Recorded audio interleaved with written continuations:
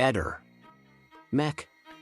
Pallister. Posso asserire con certezza che non ha portato via nessun indumento, né i soldi che teniamo in un posto specifico all'interno dell'appartamento. Quindi hai trovato tutto il denaro. Diciamo meno di 3.000 euro ho trovato, E quanto c'era invece in tutto? una decina di migliaia di euro. Però nella denuncia avevi detto che il denaro c'era. A casa non manca nessun soldo. Mi spara cifre così obbliga anche a tutti. E le fedi? Non lo so, non ce l'ho perché può essere che l'abbia preso il fratello, perché ha portato via tutto il fratello. Le fedi quindi le ha portate via Sergio. L'ho trovata a casa, sì, una scatoletta. Ah, quindi le hai trovate tu.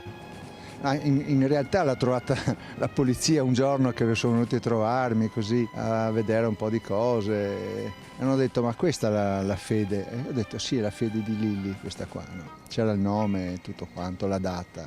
Tutte queste pantomime, per queste sono pantomime per conto mio, sono dettagli che non servono e solo fumo da buttare negli occhi della gente. Quindi Sebastiano secondo te si sarebbe contraddetto. Mica una, lui ne ha avute un centinaio di contraddizioni. Tutte le cose che diceva all'inizio riguardavano tutto il contrario di tutto di quello che avrebbe dovuto essere successo. Ehi, non dimenticare di iscriverti a questo canale.